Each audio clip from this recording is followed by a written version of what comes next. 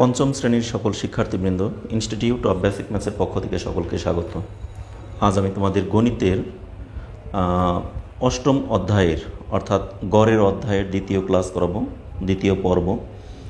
এবং গতদিন তোমাদের আমি 89 এবং 89 পৃষ্ঠার মৌলিক আলোচনা করেছিলাম এবং 90 পৃষ্ঠার এই 1 নম্বরের 4টি অঙ্ক সমাধান করে দিয়েছিলাম। আজকে 90 পৃষ্ঠায় তোমাদের এখানে যে প্রশ্নের অঙ্কগুলো আছে সেগুলো, 91 পৃষ্ঠায় একটি প্রশ্নের অঙ্ক আছে, সেইগুলো আমি আজ সমাধান করে দেবো। অর্থাৎ 90 এবং 91 পৃষ্ঠা তোমরা একটু মনোযোগ দিয়ে দেখো, কারণ পরীক্ষাতে তোমাদের এ জাতীয় অঙ্কই কিন্তু সবচেয়ে বেশি আসে। আর এই কারণেই এই আজকের লেকচারটি তোমাদের কাছে খুবই গুরুত্বপূর্ণ। অবশ্যই মনোযোগ দিয়ে তোমরা আশা করি দেখবে এবং বোঝার চেষ্টা করবে। আর একই সাথে বলবো, তোমরা প্রতিটি অঙ্ককে যেমন একবার বুঝলে বোঝার পর এগুলিকে বাসায় বারবার প্র্যাকটিস করবে, ঠিক আছে? তবেই অঙ্কগুলো সম্পর্কে তোমাদের আরও বেশি জ্ঞানটা প্রসারিত হবে। যেমন দেখো, এখানে 1 নম্বরে আমাদের কী দেওয়া আছে? রেজা গত সপ্তাহে শনিবার থেকে বৃহস্পতিবার পর্যন্ত প্রতিদিন কত ঘন্টা করে বাড়িতে লেখাপড়া করে তার একটি তালিকা তৈরি করেছে। সে প্রতিদিন গড়ে কত ঘন্টা করে বাড়িতে লেখাপড়া করেছে। আমাদের প্রশ্ন হলো এখানে সে মোট কত ঘন্টা লেখাপড়া করছে সেটা যদি আমরা বের করতে পারি, তাকে যদি আমরা কত দিন লেখাপড়া করলো সেই দিনের সংখ্যা দ্বারা ভাগ করি, তাহলেই তো গড় সংখ্যা বের হয়ে গেল। মনে করো আমি 2 দিন লেখাপড়া করলাম, শুক্রবার এবং শনিবার। শুক্রবারটা এখানে লেখাপড়ার তালিকার মধ্যে ফেলে নাই বন্ধের দিন দেখে, কিন্তু তোমরা কি বন্ধের দিনে কি লেখাপড়া একদমই করো না? অবশ্যই করো এবং করতে হবে তোমাদের কিন্তু, ঠিক আছে? একটু কম করো বন্ধের দিন। আবার কখনো কখনো আমরা মনে করি স্কুল বন্ধের দিন আমাদের পড়ালেখা আরও বেশি করা উচিত, কারণ সেই দিন স্কুলে যে কাজগুলো দেয় সেই কাজগুলো সম্পূর্ণ সমাধা করে রাখতে হয়, কারণ বন্ধের আগের দিন একটু পড়াও তোমাদের স্কুল থেকে বেশি দিয়ে দেয়। তা যাই হোক, এখন দেখো আমাদের এখানে শনি, রবি, সোম, মঙ্গল, বুধ, বৃহস্পতি 6 দিনের পড়ার ঘন্টা দেওয়া আছে। 1 2 3 4 5 6। এই 6 দিনে যতটুকু লেখাপড়া করলো, শনিবারে 2 ঘন্টা, রবিবারে 1.5 ঘন্টা, সোমবারে 1 ঘন্টা, মঙ্গলবারে 1.5 ঘন্টা, বুধবারে 1 ঘন্টা, বৃহস্পতিবারে 2 ঘন্টা। 1.5 বলতে কি 1.5 মানে 1.5 ঘন্টা, ঠিক আছে? লেখাপড়া করলো। তাহলে এই 6 দিনে মোট কত ঘন্টা লেখাপড়া করছে সেটাকে যদি আমরা বের করতে পারি, বের করবো কী হবে? এই 6টিকে যোগ করে, আর সেই 6টির যোগফলকে আমরা 6 দিয়ে যদি ভাগ দিই, তাহলেই তো পাওয়া যাবে আমাদের গড় লেখাপড়ার ঘন্টা। গড়ে একদিন কত ঘন্টা পড়লো সেটা আমরা বের করে ফেলতে পারি, ঠিক আছে? আমরা আগের দিন যে সূত্রগুলো দেখিয়েছি, মোট সময়কে দিনের সংখ্যা দ্বারা ভাগ করলেই আমরা গড় পড়ালেখার সময়টা বের করে ফেলতে পারবো। তাহলে দেখো আমি অঙ্কটাকে কীভাবে সমাধান করি, তোমরা একটু মনোযোগ দিয়ে দেখো, আশা করি সবাই বুঝতে পারবে। এটি হলো আমাদের বইয়ের 90 পৃষ্ঠা।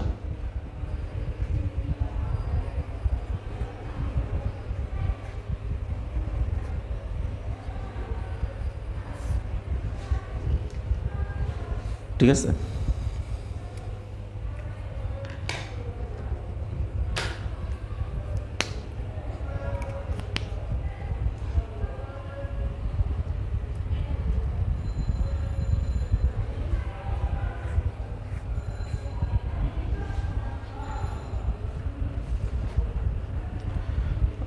এখানে আমাদের দেওয়া আছে প্রতিদিন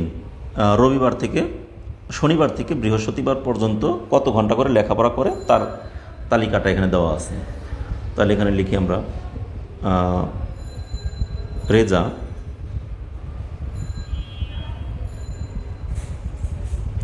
শনিবার থেকে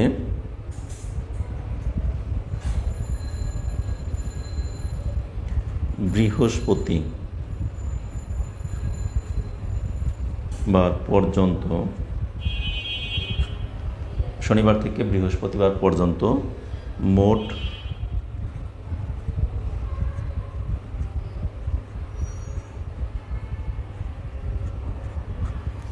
লেখাপড়া করে কত ঘন্টা? মোট লেখাপড়া করে, এটাকে আমরা হাইফেন দিয়ে রাখলাম। এখন আমরা যোগ করব, ঠিক আছে? তাহলে কি 2 যোগ 1.5, এটা হলো শনিবার, এটা রবিবার। সোমবারে কয় ঘন্টা? 1 ঘন্টা। মঙ্গলবারে কত? 1.5 ঘন্টা। বুধবারে 1 ঘন্টা, বৃহস্পতিবারে 2 ঘন্টা। তাহলে মোট লেখাপড়া করে এত কি ঘন্টা, মানে এটা হলো সময়, কতক্ষণ সময় লেখাপড়া করে, ঠিক আছে? বা লেখাপড়া করে তার সময় এত ঘন্টা, দরকার নেই, এইভাবে লিখলেই হবে। এখন এগুলোকে আমরা যোগ করে ফেলবো। দেখো আমি সহজভাবে এখানে দশমিক ছাড়াই যোগ করে পড়তে পারি। 1.5 আর 1.5 এই দুটো যোগ করলে কত হয়? 1.5 আর 1.5 3। 3-এর সাথে এই 2 যোগ করলে 5, এই 1-এ 6, এই 1-এ 7 আর এই 2-এ 9। তাহলে মোট লেখাপড়া করে কয় ঘন্টা? 9 ঘন্টা। ঠিক আছে, এইভাবে আমি বের করলাম। এখন তোমাদের যোগ অঙ্ক আমরা শিখিয়েছি যখন দশমিক দিয়ে, তখন কিন্তু তোমরা ইচ্ছা করলে এরকম দশমিক আমি মুখে মুখে করে দিলাম, তখন কিন্তু আমরা এরকম করো না যে 2, 1, 3 আর 5, 8, সেটা কিন্তু হবে না। কারণ এখানে এই সংখ্যাটা আমাদের পূর্ণ সংখ্যা। তাহলে আমাদেরকে দশমিকের যোগ বিয়োগ তোমাদেরকে একটু রাফ আমি একটু দেখাই। এর আগে যা করেছিলাম আগের অধ্যায়ে, 1 যোগ 1.5, তাহলে আমরা কী করছি দেখো তো। 1 মানে 1.0 আর হলো 1.5 যোগ করলে এই 5 বরাবর 5 আর এই পূর্ণ সংখ্যা অর্থাৎ 1 আর 1-এ 2, এরকম করছি না? তাহলে এগুলো কিন্তু আমার সেই রকমই করা দরকার, কিন্তু আমার সময় সাপেক্ষ ব্যাপার। তাহলে আগে পূর্ণ সংখ্যাটাকে আমি যোগ করে ফেলি। 2, 3, 4, 5, 6 আছে আমাদের পূর্ণ সংখ্যা। আর এখানেও আছে আমাদের দেখো 1.5 আর 1.5 যোগ করলে হয় 3, তাহলে 6 আর 3-এ 9 ঘন্টা। সহজে করে ফেললাম, কারণ এটা আমরা লাইন বাই লাইন উঠিয়ে সবগুলোকে দশমিক দিয়ে করতে অনেক সময় লেগে যাবে বেশি। এজন্য আমরা শর্টকাটে এরকম করবো এবং তোমরা ওইভাবেই চেষ্টা করবে, ব্রেনটাকে একটু দ্রুত কাজ করানোর চেষ্টা করবে। ঠিক আছে, তাহলে মোট হলো 9 ঘন্টা। এরপর রেজা মোট লেখাপড়া করে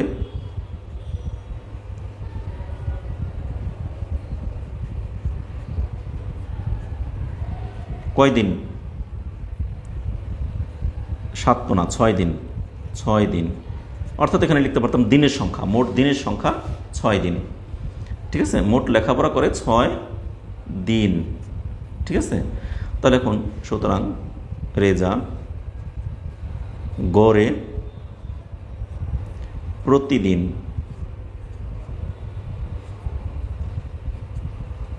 লেখাপড়া করে কি? তাহলে গড় নির্ণয়ের সূত্রটা আমরা কি শিখছিলাম? মোট সময়কে মোট দিনের সংখ্যা দ্বারা ভাগ করলে আমাদের গড় সময় বের হয়ে যাবে, তাই না? তাহলে মোট সময়কে, মোট ঘন্টাকে বা মোট পড়ালেখার সময়কে কয় দিন লেখাপড়া করছে সেই দিনের সংখ্যা দ্বারা ভাগ। তাহলে এটাকে আমরা সংজ্ঞাটা কীভাবে দিতে পারি? মোট রাশির যোগফল ডিভাইড বাই মোট রাশির সংখ্যা, এভাবে দিতে পারি। ঠিক আছে, তাহলে এখানে অথবা লিখি রাশিগুলোর যোগফল ভাগ রাশির সংখ্যা। এখানে রাশি কয়টি? 1, 2, 3, 4, 5, 6টি না? না? তাহলে আমি যদি সূত্র লিখতে চাই তাহলে সূত্র লিখেও দিতে পারি। লেখাপড়া করে কত? 9 ভাগ 6 ঘন্টা। এখন এই 9কে আমরা 6 দিয়ে ভাগ করব, তাহলে কত? 6 একে 6 থাকে 3, একটা দশমিক দিয়ে তার পরিবর্তে আনবো 0। 6 দিয়ে 30কে ভাগ করলে 5, 5, 6, 30। তাহলে এখানে কত হলো? 1.5 ঘন্টা। ঠিক আছে, 1.5 ঘন্টা। তাহলে উত্তর আমাকে কি বলছে? রেজা প্রতিদিন বাড়িতে কত ঘন্টা লেখাপড়া করে, এই তো।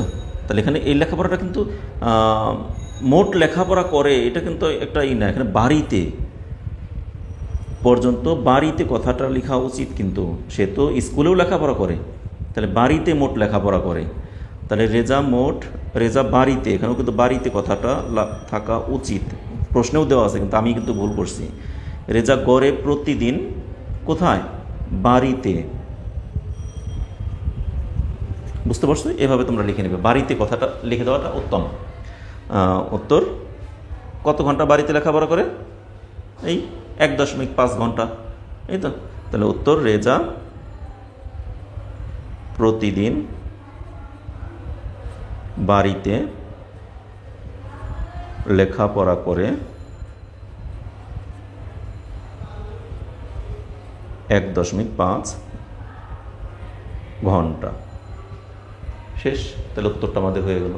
অঙ্ক কিন্তু খুব কঠিন না, একেবারেই সহজ অঙ্ক, কিন্তু আমি এটাকে একটু বেশি লিখে ফেলছি। তোমরা ইচ্ছা করলে এগুলিকে লেখালেখি অনেক কমিয়ে এটাকে সমাধান করতে পারো। ঠিক আছে, এটাকে আমরা যদি আরও সহজ করতে চাই, শনিবার থেকে বৃহস্পতিবার পর্যন্ত বাড়িতে মোট লেখাপড়া করে এত ঘন্টা সমান সমান 9 ঘন্টা। আবার রেজা বাড়িতে মোট লেখাপড়া করে কয় দিন? 6 দিন। তাহলে রেজা গড়ে প্রতিদিন বাড়িতে লেখাপড়া করে, ওই যে 9 ঘন্টা হলো মোট ঘন্টাকে 6 দিন দ্বারা ভাগ করলে যেটা পাওয়া যাবে ওইটাই। এখানে কিন্তু আমি উত্তরটা লিখে এইটা সূত্রটা লিখে দিই। তাহলে সূত্র যদি লিখে অঙ্কটাকে করতে যেতাম তাহলে আমাকে লিখতে হতো কি, এখানে রাশিগুলোর যোগফল এত, রাশিগুলোর সংখ্যা 6, সুতরাং গড় সমান সমান রাশিগুলোর যোগফল ভাগ রাশিগুলোর সংখ্যা সমান সমান এত, এভাবে দিয়ে দিলেও হতো। ঠিক আছে, আচ্ছা যাই হোক, এখন আমরা এটা গেল আমাদের 190 পৃষ্ঠার 1 নম্বর অঙ্কটা গেল। ঠিক আছে, এবার আমরা 2 নম্বর অঙ্কটা করি। 2 নম্বর অঙ্কটা কিন্তু একটা সৃজনশীল প্রশ্ন। ঠিক আছে, দেখো 2 নম্বর অঙ্ক এখানে আমাদের লেখা আছে, একটি বাক্সের 20টি কমলার মধ্যে আমরা 3টির ওজন মেপে পেলাম যথাক্রমে 335 গ্রাম, 320 গ্রাম ও 371 গ্রাম। একটি বাক্সে মোট কয়টি কমলা আছে? 20টি কমলা। তার মধ্যে 3টার ওজন মাপলো, মেপে এই গ্রাম পেল। এখন 1 নম্বরে প্রশ্ন করলো কমলা 3টির গড় ওজন কত? তাহলে কমলা 3টির মোট ওজন কত, তাকে 3 দিয়ে ভাগ করলে গড় ওজন বের হয়ে যাবে। এখন 2 নম্বরে বলছে গড় ওজন ভিত্তিতে 20টি কমলার মোট ওজন কত। তাহলে একটা কমলার গড় ওজন যা হয় 20টি কমলার 20 দ্বারা গুণ করলে তা পাওয়া যাবে। এখন এই জিনিসটাকে তোমাকে অন্যভাবে একটু বোঝাই। দেখো, আমার যদি কোনো একটি অঙ্কে বললো তোমাদের 2 জনের কাছে, আচ্ছা এটা আমি অঙ্কটাকে অন্য পৃষ্ঠায় করবো, এখানে আমি একটু তোমাদেরকে মৌখিক কিছু বিষয় বোঝাই। মনে করো তোমরা 3 জন আছো, ঠিক আছে, তোমাদের 3 জনের কাছে এক জনের কাছে আছে গড়ে প্রতি জনের কাছে যদি থাকে 20 টাকা। ঠিক আছে, তাহলে এক জনের কাছে গড়ে 20 টাকা মানে অ্যাভারেজে, তাহলে 3 জনের কাছে মোট কত হবে বলো তো? এক জনের কাছে গড়ে যদি 20 টাকা থাকে তাহলে 3 জনের কাছে মোট কত হবে? তাহলে এক জনের কাছে 20 টাকা হলে 3 জনের কাছে কি এই 20-এর সাথে 3 গুণ হবে না? 3 20-এ 60 টাকা হবে, এই তো। তাহলে এখানেও আমাদেরকে বলছে 3 জনের গড় ওজন আমরা আগে বের করব, বের করে সেখানে যদি 20 জনের ওজন যদি বলে কত, তাহলে সেই 3 জনের গড়টাকে 20 দ্বারা গুণ করলে যেটা আসবে সেটিতে পাওয়া যাবে। তাহলে এখানে আমরা সেই রকম করে অঙ্কটাকে করব। ঠিক আছে, আমি এখানে জাস্ট একটু রাফ করে দিলাম তোমাদের, কিন্তু আমি এখন অঙ্কটাকে চলে যাব।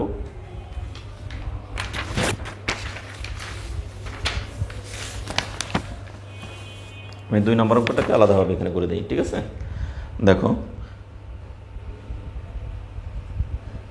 2 নম্বর,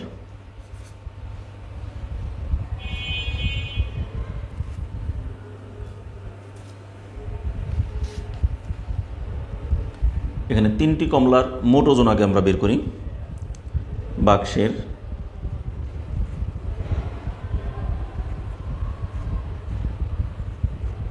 তিনটি কমলার মোট ওজন কত? 3টি কমলার মোট ওজন, এখানে একটার ওজন ছিল 335 যোগ আরেকটা ছিল 320, আরেকটা ছিল 371। তাহলে এগুলি কি ছিল? গ্রাম। আমি সবটার মধ্যে গ্রাম লিখতে পারতাম, এত গ্রাম এত গ্রাম এত গ্রাম, তা না লিখে 3টাকেই আগে লিখে ব্র্যাকেট দিয়ে গ্রাম লিখে দিলাম। এভাবেই লিখবে তোমরা। এবার যোগ করি, এখানে বলছি কি মোট ওজন, তাই না? তাহলে 101 আর 5 আর 1 6, 7 আর 2 9 আর 3 9 10 11 12 2 হাতের হলো 1, 4 5 6 7 আর 3 10, মানে 1026 গ্রাম। তার মানে 3টি কমলার মোট ওজন আসলো 1026 গ্রাম, তাই না? তাহলে এখন যেহেতু আমার কমলার সংখ্যা কয়টি, মোট কমলার সংখ্যা 3টি আর মোট ওজন 1026 গ্রাম, তাই না? তাহলে সুতরাং গড় ওজন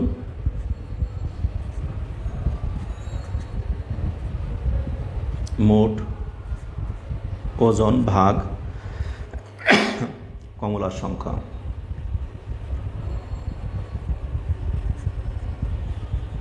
তাহলে কমলার মোট ওজন কত?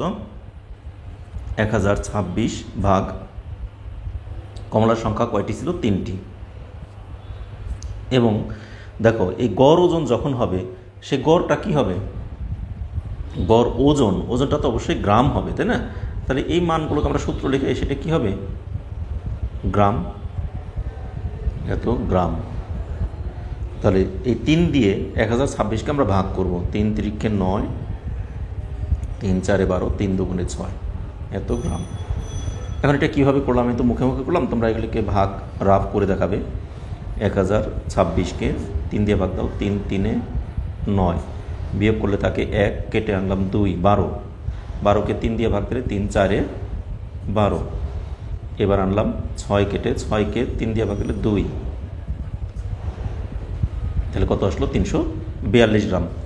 তাহলে এখন আমাকে ক নম্বরে বলছে কি কমলা 3টির গড় ওজন নির্ণয় করি। তাহলে উত্তর কমলা 3টির গড় ওজন কত? 342 গ্রাম। এখন এটা হলো 2 নম্বরের 2-এর 1, ঠিক আছে? 2-এর 1, কিন্তু এখন আমরা 2-এর 2 নাম্বারটা করব।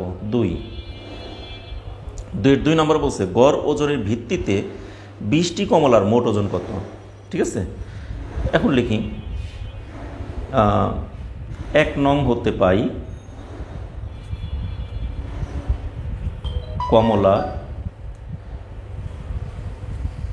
কমলার গড় ওজন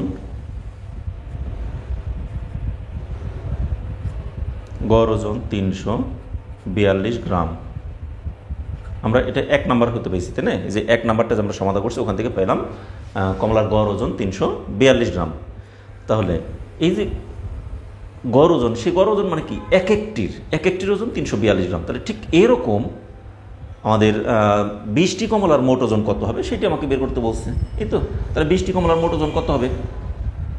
সুতরাং 20 দিয়ে গুণ, কিছুক্ষণ আগেই তোমাদেরকে আগে দেখিয়ে নিলাম সেই রকমই। 20টি কমলার মোট ওজন কত হবে? 342 গুণ 20, এত গ্রাম। 20 দিয়ে গুণ করলে কত হয়? 2 দুগুণে 4, 4 দুগুণে 8, 3 দুগুণে 6, তার সাথে একটা 0, এত গ্রাম। আমরা ইচ্ছা হলে এই গ্রামকে আবার কেজিতেও রূপান্তর করে দিতে পারি, কিন্তু এখন আমার এখানে কেজিতে আনতে হলে আমাদের পরিমাপের একটা অধ্যায় আছে, সেই অধ্যায়টা কিন্তু আমরা এখনো করিনি। গ্রাম, কত গ্রামে 1 কেজি, কত কেজিতে 1 কুইন্টাল, কত কুইন্টালে ইত্যাদি ইত্যাদি আমাদের এখানে মেট্রিক টন, সেগুলি কিন্তু আমরা আলাদা আর একটা অধ্যায়ে শিখবো, কিন্তু সেই কথাটা আমরা এখনো যেহেতু শিখি নেই, অতএব আমাদের এখানে এই অ্যান্সারটা এরকমই রেখে দেবো। এখানে আমরা গ্রাম থেকে কিলোগ্রামে আর আনবো না, ঠিক আছে? তাহলে এটি আমাদের অ্যান্সার। এখন এই যেটা গুণ করলাম কীভাবে সেটা রাফ তোমরা করে দিতে পারো, অথবা গুণের একদম প্রথম অধ্যায়ে আমরা শিখে আসছিলাম কোনো সংখ্যার ডান পাশে একটি শূন্য থাকলে আমরা শূন্য বাদে আগে সংখ্যাগুলোকে গুণ করব। 2 দিয়ে 2কে গুণ করলে 4, 2 দিয়ে 4কে গুণ করলে 8, 2 দিয়ে 3কে গুণ করলে 6, এরপর একটা শূন্য আছে একদম ডান পাশে, অথবা একটা শূন্য বসিয়ে দিলেই হয়ে গেল। এই সিস্টেমটা কিন্তু আমরা শিখে আসছিলাম। এই জন্য তুমি এখানে মুখে মুখে অঙ্কটাকে করেও দিতে পারো, আর যদি তা না পারো তাহলে তোমাকে রাফ করে দিতে হবে। সেই রাফটা কিন্তু তোমার এই কিছু কিছু অঙ্ক আছে যেগুলোর মধ্যে এসেনশিয়াল না, তোমরা ইচ্ছা হলে এটাকে রাফ না, যদি না বুঝো তাহলে রাফ করে দাও। দেখো 342 গুণ 20, শূন্য দিয়ে 3টাকেই গুণ করলে 3টাই শূন্য হয়ে যাবে, আমরা এককের ঘরটা খালি রাখবো। এবার 2 দুগুণে 4, 4 দুগুণে 8, 3 দুগুণে 6, আমরা সবগুলো যোগ করলে এখানে কি হয়? 0 4 8 6, ওইটি, ঠিক আছে? তাহলে আমাদের বলছে কি মোট ওজন কত গ্রাম? তাহলে উত্তর এই কথাটাই, 20টি কমলার মোট ওজন, 20টি কমলার মোট ওজন 6840 গ্রাম। শেষ আমাদের কিন্তু এই চ্যাপ্টারের এখানে এই পৃষ্ঠায় আমাদের যে অঙ্কগুলো ছিল সেগুলি আমাদের 2টি অঙ্ক ছিল, 2টি অঙ্ক এখানে সমাধান হয়ে গেল। এবারে দেখো 91 পৃষ্ঠায় একটি অঙ্ক দেওয়া আছে, আমি এই অঙ্কটাকেও তোমাদের দ্রুততার সাথে একদম খুব অল্প সময় এটাকে সমাধান করে দিই, ঠিক আছে? এখানে 91 পৃষ্ঠা আমাদের অঙ্কটা কী দেওয়া আছে দেখো, নিচের ছকে 5 জন শিক্ষার্থীর উচ্চতা দেওয়া আছে, ঠিক আছে। এখানে তো আরও আছে, আমার 90 পৃষ্ঠায় তো আরও একটা অঙ্ক আছে, এটা আমি দেখি নেই। 90 পৃষ্ঠার 3 নম্বর অঙ্কটা সমাধান করে দেবো। দেখো 3 নম্বরটা আগে সমাধান করে আসি, তারপর আমরা 91 পৃষ্ঠায় চলে যাই। একজন শিক্ষক তার শ্রেণীর শিক্ষার্থীদের ছেলে এবং মেয়ে এই দুইটি দলে আলাদা করে ভাগ করলেন এবং প্রত্যেক দলকে তাদের পরিবারের সদস্যদের গড় সংখ্যা বের করতে বললেন। তারপর শিক্ষার্থীরা নিচের ছকটি বানালো। শ্রেণীর সকল শিক্ষার্থীর পরিবারের সদস্যদের গড় সংখ্যা নির্ণয় করি, ঠিক আছে। তাহলে আমাদের এখানে প্রশ্নটা এগুলো দেওয়া আছে এই ছকের আনুপাতিক হারে। এখানে ছেলেদের দলে মোট কয়টি, দেখো ছেলেদের দলে আছে মোট কয়জন শিক্ষার্থী, 18 জন, এবং সেখানে পরিবারের সদস্যদের গড় সংখ্যা ওই যে 18 জন, তাদের প্রত্যেকের পরিবারে, কারো পরিবারে 4 জন, কারো পরিবারে 5 জন, কারো পরিবারে 3 জন, কারো পরিবারে 2 জন, আবার কারো পরিবারে 6 জন সদস্য এরকম আছে। সেই 18 জনের তাদের গড় সদস্য সংখ্যা হলো কত? গড় সদস্য বলতে কি, তার ভাই বোন মা বাবা ইত্যাদি। তাহলে এরকম 18 জন শিক্ষার্থী আছে, তাদের প্রত্যেকের বাসায় গড়ে সদস্য আছে 4.5 জন করে। আবার মেয়েদের দলেও মোট শিক্ষার্থী কয়জন, 12 জন, এবং তাদের বাসায় গড়ে প্রত্যেকের পরিবারে সদস্যের সংখ্যা 5.3 জন করে। এখন এই অবস্থায় আমাকে প্রশ্নটা কি করলো, প্রথম প্রশ্নটা ছিল প্রত্যেক দলকে তাদের পরিবারের গড় সংখ্যা বের করতে বললেন। তাহলে তাদের পরিবারের গড় সংখ্যা বের করতে বললেন। এখানে তো শ্রেণীর সকল শিক্ষার্থীর পরিবারের সদস্যদের গড় সংখ্যা নির্ণয় করতে বলছে। তাহলে এখানে আমাদের প্রশ্নটা হলো, এখানে যে 18 জন আছে আর এখানে 12 জন, মোট 30 জন, এই 30 জনের গড় সদস্য কত হবে? তাহলে 18 জনের গড় এটা, 12 জনের গড় এটা, তাহলে মোট কত? 18 আর 12 30। তাহলে সেই 30 জনের গড় সদস্য কত সেটি আমাকে বের করতে বলছে। তাহলে এটিকে আমরা দেখো খুব সহজভাবে বের করি।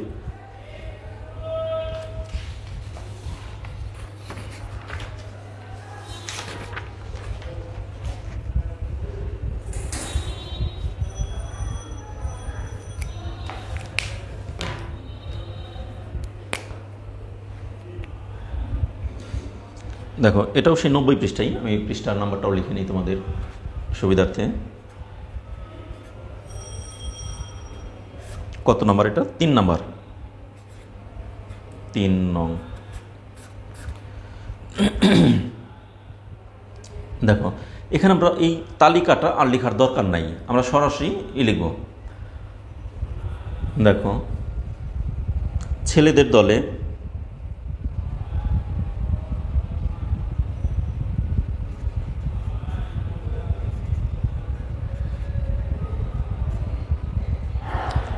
ছেলেদের দলে শিক্ষার্থীর সংখ্যা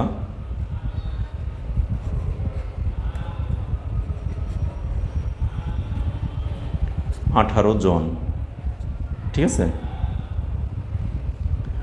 এবং তাদের পরিবারের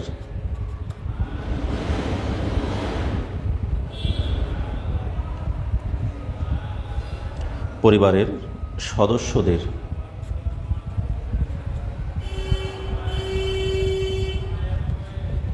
গড় সংখ্যা কতজন? 4.5 জন। তাহলে ছেলেদের দলে মোট শিক্ষার্থী 18 জন, তাদের পরিবারের গড় সদস্য 4.5 জন, ঠিক আছে। তাহলে এখন আমরা লিখব, সুতরাং ছেলেদের দলে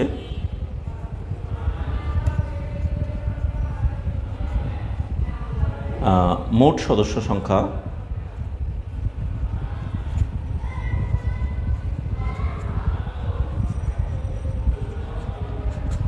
তাদের এক একটা পরিবারে 4.5 জন, কিন্তু মোট পরিবার আছে কয়টি? 18টি। তাহলে তাদের মোট সদস্য সংখ্যা কত হবে বলো? এই 18-র সাথে গুণ করবো আমরা 4.5, গুণ করে যা পাওয়া যাবে তত জন, ঠিক আছে। তাহলে এই 18কে 4.5 দ্বারা আমরা গুণ করব। সেটা আমরা কীভাবে গুণ করি সেটা তো তোমাদের জানাই আছে। দেখো উপরে আমরা 4.5 লিখতে পারি, নিচে 18 লিখতে পারি, অথবা উপরে 18 নিচে যেটাই লিখি, আমরা বড়টাকেই লিখি, আর নিচে 18 লিখব। 5 8 40, 4 8 32, 33 + 35 36, একক 0 5 4 0 1 8। এখন দশমিকের ডান পাশে একটি ঘর আছে, একটি ঘর বাদ দিয়ে শূন্য দিয়ে দিলাম, অর্থাৎ 81। ঠিক আছে, তাহলে 81.0, তাহলে এখানে হবে 81.0। তাহলে ছেলেদের দলে মোট সদস্য সংখ্যা 81 জন। এবার মেয়েদের দলেও ঠিক একইভাবে আমরা বের করি। দেখো মেয়েদের দলে মোট সদস্য সংখ্যা কয়জন সেটা আমরা বের করি। আবার লিখি, আবার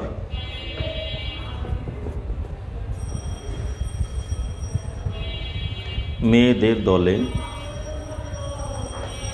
মোট শিক্ষার্থী 12 জন এবং তাদের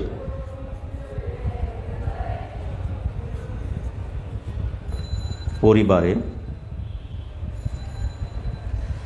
সদস্যদের গড় সংখ্যা, তাদের পরিবারের সদস্যদের গড় সংখ্যা কত? 5.3 জন। ঠিক আছে, তাহলে সুতরাং এখানে আমার নিচে না লিখে আমি ওই পাশে চলে যাই, এখানে লিখি, সুতরাং মেয়েদের দলের মোট সদস্য সংখ্যা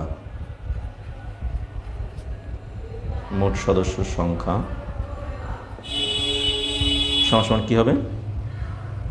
এই 12 এর সাথে গুণ করব 5.3 জন। তাদের পরিবারে এক একটা পরিবারে মোট সদস্য আছে 5.3 জন, তাহলে 12টি পরিবারে কত? 12 দিয়ে গুণ হবে। ঠিক আছে, এটাকে আমরা রাফ করি।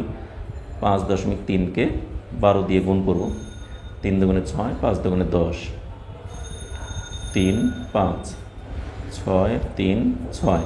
দশমিকের ডান পাশে একটি ঘর, এক ঘর বাদ দিয়ে দশমিক, অর্থাৎ 63.6 জন। ঠিক আছে, তাহলে মেয়েদের পরিবারে মোট সদস্য সংখ্যা কতজন সেটা আমাদের বের হয়ে গেল। এখানে কি আছে? মেয়েদের পরিবারে মোট সদস্য সংখ্যা, মেয়েদের দলে সদস্য সংখ্যা আছে হলো শিক্ষার্থী সংখ্যা 12 জন এবং এক একটা পরিবারে মোট সদস্য 5.3 জন। ঠিক আছে, তাহলে 63.6 বের হয়ে আসলো। তাহলে 63.6 জন। তাহলে এখন দেখো আমাদের ছেলেদের পরিবারে মোট সদস্য 81 আর মেয়েদের পরিবারে মোট সদস্য 63.6। এখন আমাদের বলছে এই দুই পরিবারের সমন্বয়ে গড় সংখ্যা কত, মানে সম্পূর্ণ পরিবারের, মানে ওই সকল শিক্ষার্থীদের বা মোট শিক্ষার্থীর গড় কত। তাহলে এখন লিখি, সুতরাং মোট শিক্ষার্থী সমান কত? দেখো তো 18 জন ছিল আর হলো 12 জন, এত জন সমান 30 জন। আর তাহলে মোট শিক্ষার্থীর সংখ্যা আমরা বের করলাম। ঠিক আছে, আর পরিবারের সদস্যদের গড় সংখ্যা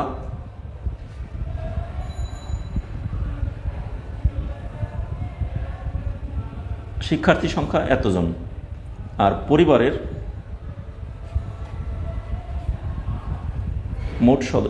মোট সদস্য, ছেলেদের পরিবারে মোট সদস্য হলো 81 আর মেয়েদের পরিবারে মোট সদস্য হলো 63.6। তাহলে এত জন, তাই না? তাহলে ছেলেদের পরিবারে মোট সদস্য এবং মেয়েদের পরিবারে মোট সদস্যের সংখ্যাটা আমরা বের করে ফেললাম।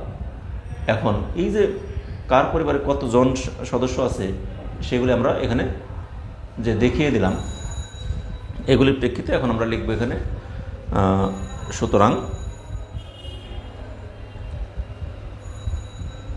পরিবারের সদস্যদের গড় সংখ্যা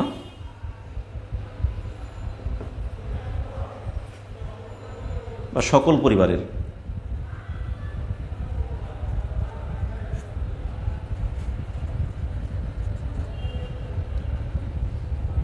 গড় সদস্য কতজন হবে? মোট সদস্য হলো এতজন। ও এটা যোগ করে নিতে, আমি যোগ করে এখানে তো যোগ ফলটাও লিখতে হবে, যোগ ফলটা আমি লিখি নেই এখানে 6 দশমিক, এখানে 3 আর 1 4, 8 আর 6 14, মানে 144.6 জন, তাই না? তাহলে গড় সদস্য হলো 44.6, তাকে ভাগ দেব, মোট সদস্য কয়জন ছিল, মোট ছাত্র ছিল 30 জন ছাত্রছাত্রী, 30 দিয়ে ভাগ করব, 30 দিয়ে ভাগ করে যা আসে তাই। এখন এটাকে আমরা ভাগফলটা কোথায় করব, আমাদের রাফ করে দেখাতে হবে না, তাহলে আমরা এখানে রাফটা করব। দেখো 30 দিয়ে ভাগ করব কাকে, 144.6কে, তাই না? তাহলে এখানে 144-এর মধ্যে 30 কতবার যায়, 3 বার দিলে 3 3 9 90, 4 বার দিলে 3 4 12 120, 4 বার যাবে, 4 বার দিলে 120, এখানে থাকে 4 2, দশমিক বরাবর দশমিক, দশমিকের পরের 6টাকে কেটে নিয়ে আসলাম, আবারও যায় 4 বার, তাহলে 4 বার দিলে না, 4 বার তো যাবে না, এখন 3 6 246, এখানে অনেক বেশি বার যাবে, 9 বার 3 9 27, 8 বার 3 8 24, হ্যাঁ 8 বার যাবে, 8, তাহলে 3 8 24, 240, এখানে 6, একটা শূন্য নিলাম, 2 60, এই তো। তাহলে এখানে আমাদের দাঁড়াইল কত, 4.82, 4.82 জন। তাহলে উত্তর এটি, তাহলে উত্তর আমাদের 2টি উত্তর। এখানে আমাকে প্রশ্নে দেখো 2টি উত্তর বলছে, নিচে ছক বানালো, এখানে বলছে সকল শ্রেণীর শিক্ষার্থীর পরিবারের সদস্যদের গড় সংখ্যা নির্ণয় করি, ঠিক আছে? প্রথমে বললেন পরিবারের সদস্যদের গড় সংখ্যা, প্রত্যেক দলকে তাদের পরিবারের সদস্যদের গড় সংখ্যা বের করতে বললেন, তারপর শিক্ষার্থীদের নিচে ছকটি বানালো, ঠিক আছে? শ্রেণীর সকল শিক্ষার্থীর পরিবারের সদস্যদের গড় সংখ্যা নির্ণয় করি, এটি তাহলে গড় সংখ্যা, এটি উত্তর, 2টা না একটাই উত্তর, তাহলে উত্তর 4.82, এই তো শেষ। তাহলে আমাদের কিন্তু উত্তরটা এটা হয়ে গেল। আশা করি তোমরা সবাই বুঝতে পেরেছো। এখন আমাদের আরেকটি অঙ্ক এখানে বাকি আছে, সেই অঙ্কটা আমরা এখানে করে দিই, কারণ এখানে 90 পৃষ্ঠার পর আরেকটা পৃষ্ঠা আছে, আমাদের 91 পৃষ্ঠায় একটি অঙ্ক আছে। দেখো সেই 91 পৃষ্ঠার যে অঙ্কটা আছে এটা খুব ছোট্ট একটা অঙ্ক, সহজ অঙ্ক আছে, এটাকে আমি দ্রুত অল্প সময়ের মধ্যে এটাকে দেখি সমাধান করে দেওয়ার চেষ্টা করি, আশা করি তোমরা বুঝতেও পারবে।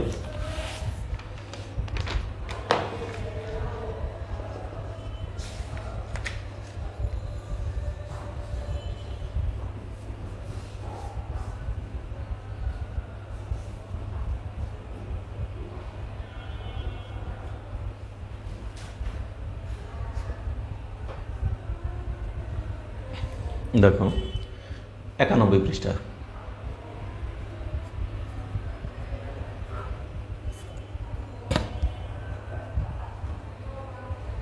এখানে প্রশ্নটা কি দেওয়া আছে, প্রশ্নে দেওয়া আছে নিচে ছকে 5 জন শিক্ষার্থীর উচ্চতা দেওয়া হলো, 5 জন শিক্ষার্থীর নামও দেওয়া আছে, রেজা, মিনা, সিয়াম, তাসলিমা, উজ্জ্বল, এই 5 জনের উচ্চতা সেন্টিমিটারে দেওয়া আছে। এখন আমাকে এখানে প্রশ্নটা করছে কি, দেওয়া হলো উচ্চতাগুলোর গড় নির্ণয় করতে বলছে, ঠিক আছে? তাহলে এটা গড়টা আমরা খুব সহজ, খালি 5 জনের উচ্চতা যোগ করে আমরা শিক্ষার্থীর সংখ্যা দ্বারা ভাগ করলেই বের হয়ে যাবে, তাই না? তাহলে এখন লিখি, এখানে শিক্ষার্থীর সংখ্যা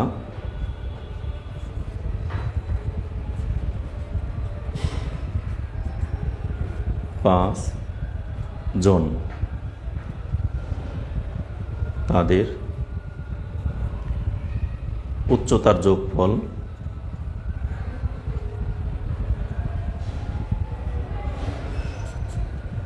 কত হবে, 143 যোগ 144 যোগ 137 যোগ 145 যোগ 140, এত কি সেন্টিমিটার। তাহলে সবগুলোকে যোগ করি, 0 5 আর 7 12, 12 আর 4 16, আর 3 19 এর 9, হাতের হলো 1, 5 আর 4 9, 10 11 12, 12 আর 4 12 13 14 15 16, আর 4 20 এর 0, হাতের হলো 2, 2 আর 3 4 5 6 7, তাহলে আমাদের মোট উচ্চতা বের হয়ে গেল কত, এই সবগুলোকে যোগ করলে 709 সেন্টিমিটার। ঠিক আছে, তাহলে এদের সবগুলোর যোগফল আসলে আমাদের যেটা, সেটাকে আমরা এখন কি করব, ওই যোগফলকে ভাগ দিব আমরা পরবর্তী দিয়ে, ওর নাম কি, শিক্ষার্থীর সংখ্যা দ্বারা ভাগ করলে বের হয়ে আসবে, তাই না, এত সেন্টিমিটার। সুতরাং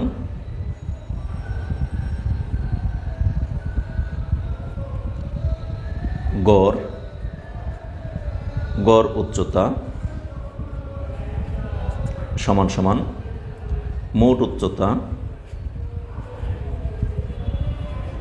ভাগ শিক্ষার্থীর সংখ্যা।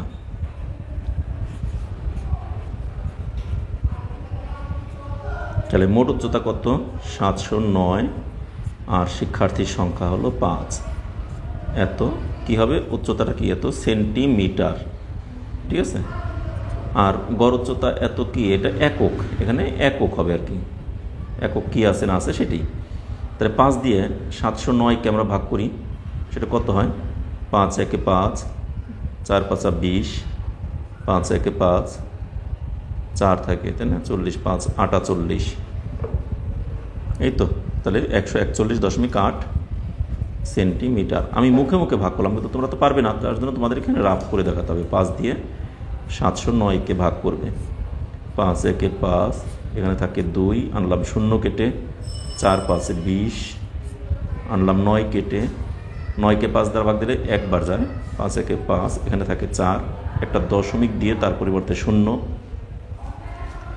দশমিক দিয়ে যখন আমরা এখানে 0 আনি তখন কি হয়, এই 40 হয়ে গেল। 40 আমাদের 5 কতবার যায়, 8 বার, 5টা 40, তাহলে আমাদের এটা হয়ে গেল শেষ 141.8। ঠিক আছে, এটি অ্যান্সার। তাহলে 148.8 যে আমরা পেয়ে গেলাম, এখানে আমি ভাগটাকে তোমাদের দেখিয়ে দিলাম শুধু। ওকে, তাহলে ভাগটা তোমরা অবশ্যই দেখতে পেয়েছো এবং বুঝতে পেরেছো। এখন দেখো, তাহলে উত্তরটা আমরা লিখবো এটাই। তাহলে উত্তর, শিক্ষার্থীদের গড় উচ্চতা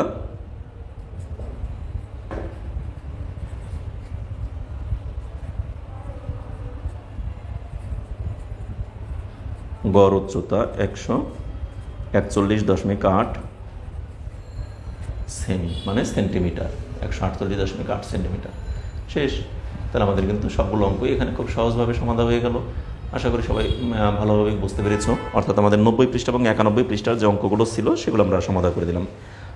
ঠিক আছে, এর পরবর্তী অঙ্কগুলো নিয়ে আমি এর পরবর্তী দিন আবার তোমাদের সামনে চলে আসবো। সে পর্যন্ত তোমরা সকলে ভালো থেকো, সুস্থ থেকো এবং নিরাপদে থেকো, আমাদের চ্যানেলের সাথে থেকো। আমার ক্লাসগুলো তোমাদের ভালো লাগলে অবশ্যই ক্লাস শেষে একটি করে লাইক দেবে এবং তোমাদের বন্ধু বান্ধব আত্মীয় স্বজন সবার সাথে ক্লাসগুলোকে শেয়ার করবে। একই সাথে বলবো, যারা এই চ্যানেলকে এখনও পর্যন্ত সাবস্ক্রাইব করোনি তারা অবশ্যই সাবস্ক্রাইব করবে, আর যারা অলরেডি সাবস্ক্রাইব করেছো তাদেরকে অসংখ্য ধন্যবাদ সকলকে।